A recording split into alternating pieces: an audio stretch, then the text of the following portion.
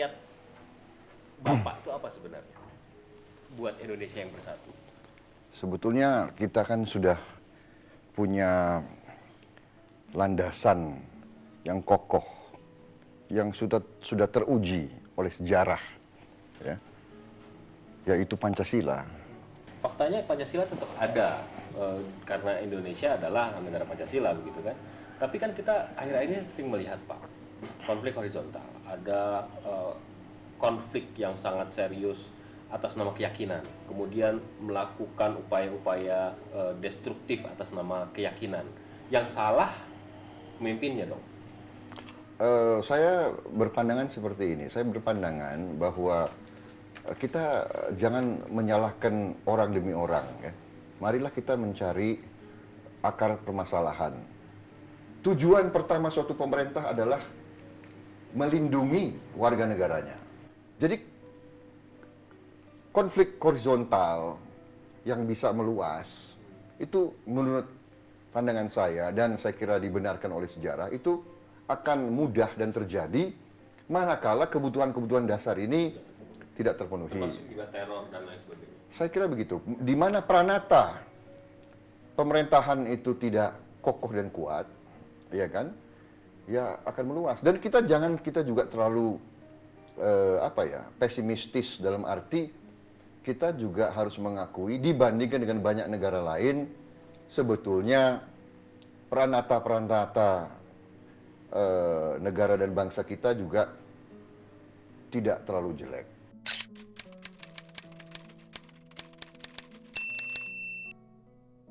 Tidak berarti kita lengah.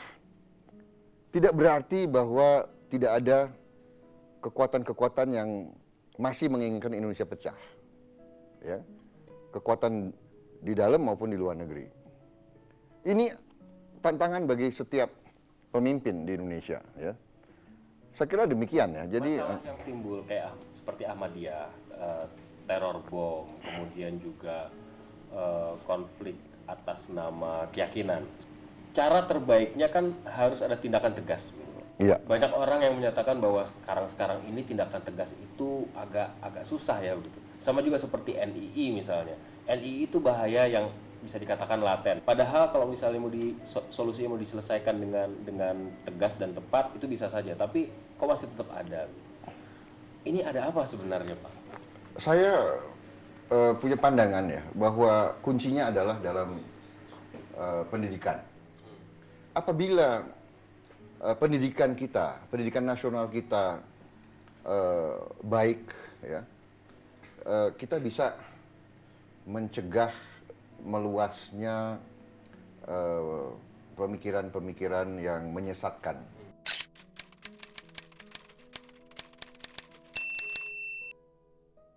Kuncinya pendidikan, dan ini butuh peran serta dari tokoh semua agama. Alhamdulillah pemimpin-pemimpin umat beragama di Indonesia, ya, sebetulnya pemimpin mainstreamnya adalah cukup bijak, cukup moderat, cukup toleran, dan cukup komit kepada Bhinneka Tunggal Ika.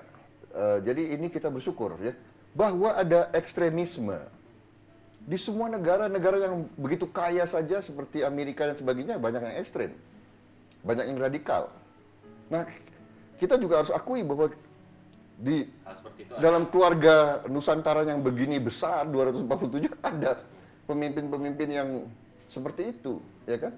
Nah, ini butuhnya pendidikan, guru-guru, sekolah-sekolah yang berkualitas baik, supaya mengajarkan anak-anak kita hati-hati, jangan ikuti pemimpin-pemimpin yang seperti itu, ya.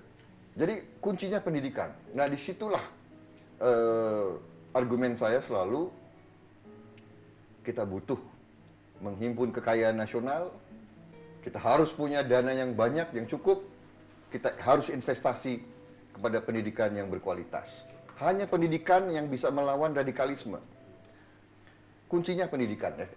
Ini apa yang saya lihat dari kasus banyak negara dan pemahaman saya terhadap sejarah.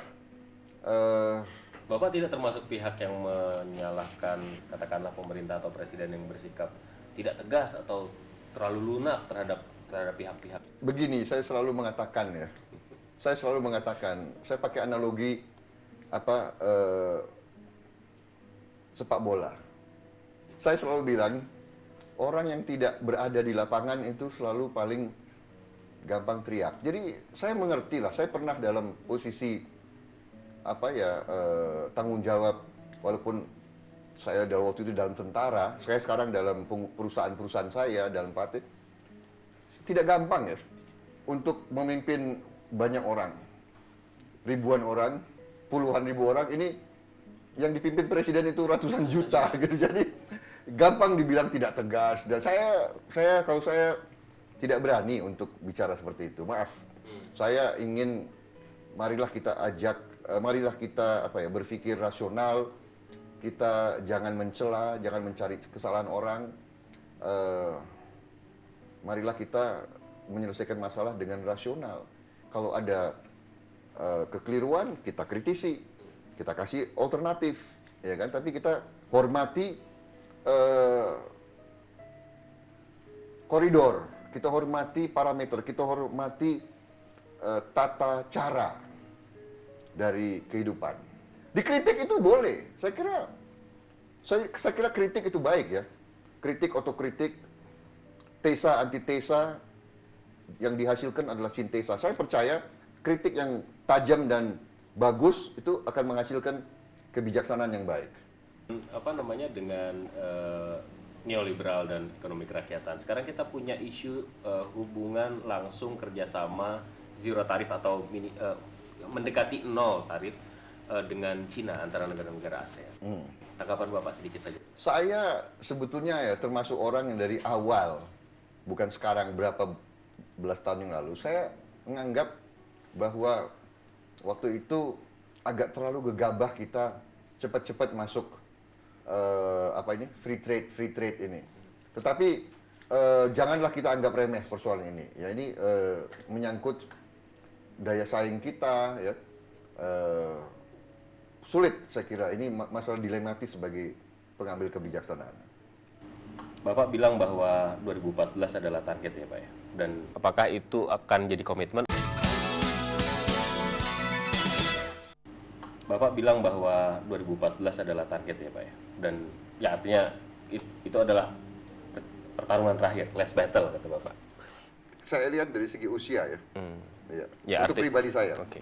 Apakah itu akan jadi komitmen? Artinya begini Pak, ya kita kan, saya boleh dong a priori Kak, melihat apa yang terjadi sepak terjang para politisi. Nanti berhenti, nanti pengen lagi atau gimana Pak? Sebetulnya kalau Anda ikuti pidato-pidato saya dari pagi sampai malam, Anda akan melihat ya bahwa ini bukan soal pengen tidak pengen. Ini bukan soal pengen tidak pengen. Kalau ada sesuatu yang tidak benar,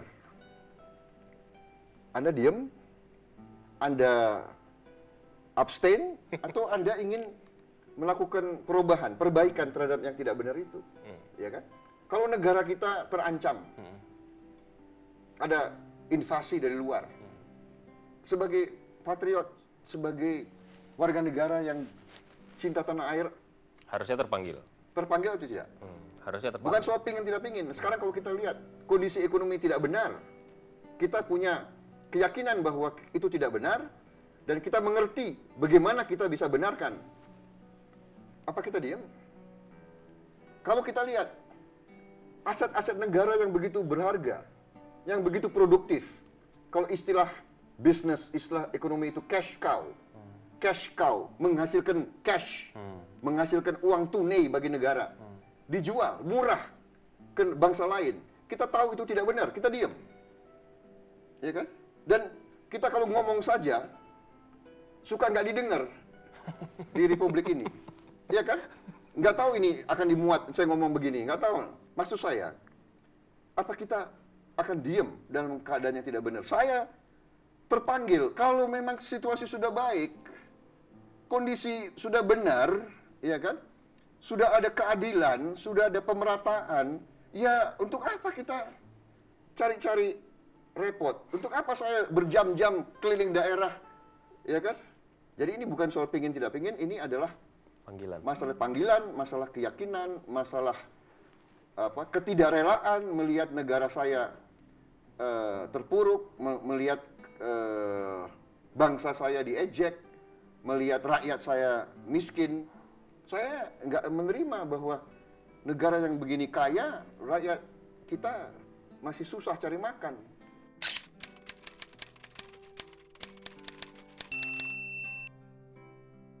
Satu saat saya pernah jalan, itu ada orang yang jualan kerupuk dengan sandal jepit. 20 kilo jalan kaki tiap hari, jualan kerupuk. Maksimal dia bisa dapat keuntungan mungkin Rp15.000, Rp20.000 sehari. Tapi dia harus jalan kaki 20 kilo, 10 kilo dari kampung dia naik dan 10 kilo turun. Tiap hari. Saya ini bekas tentara, saya ini infanteri dulu. Jalan kaki 20 kilo itu bukan pekerjaan ringan. Apalagi mau bawa beban. Apalagi buat beban, bawa beban. Ini tiap hari kita lihat rakyat kita setengah mati cari makan. Jadi kalau ada orang bilang bangsa Indonesia malas, rakyat Indonesia, saya itu nggak terima. Saya lihat rakyat kita ini setengah mati. Ingin bekerja, kadang-kadang susah bekerja, tidak ada penghasilan, tidak ada pekerjaan. Ya kan? Nah, inilah tantangan bagi kita, golongan terdidik, bagaimana kita harus cara rasional mencari solusi-solusi yang benar, gitu loh. Harapan rakyat itu kan besar terhadap suatu perubahan dan keadilan.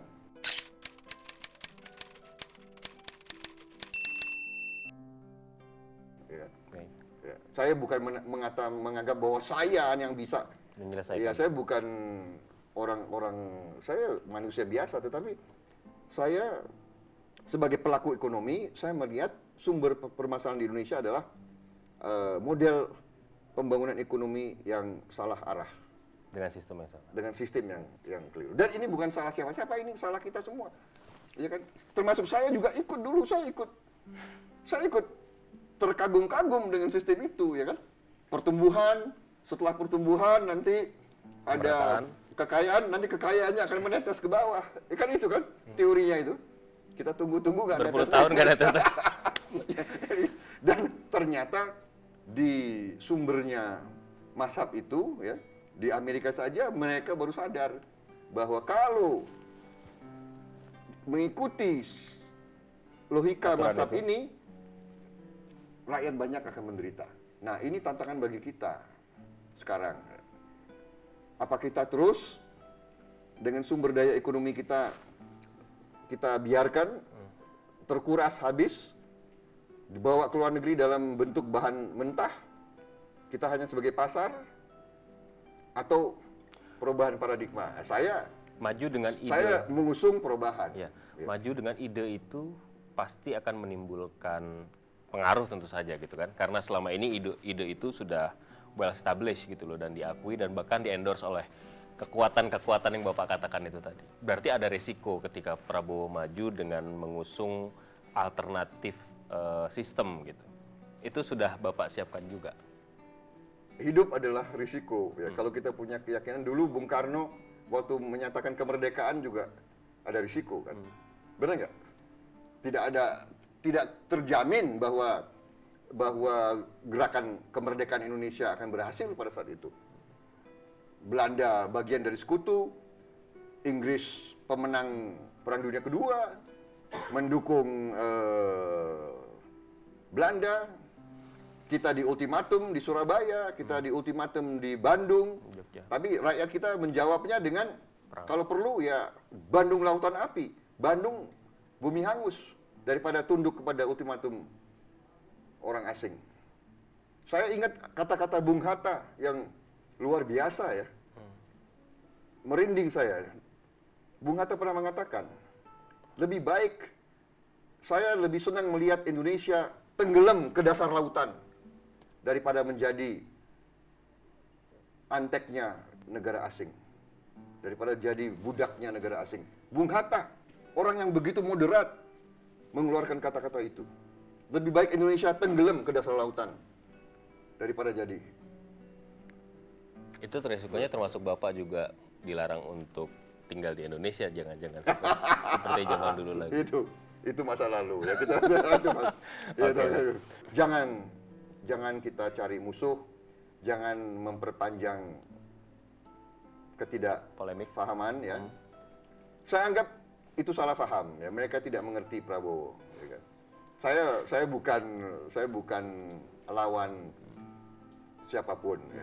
Saya hanya ingin Indonesia baik dan sejahtera, itu aja. Pak Prabowo, terima kasih atas waktunya di tengah-tengah kesibukan Bapak. Sukses mudah-mudahan. Terima kasih. Bapak Saya senang ditemani jalan-jalan keliling Nusantara ini.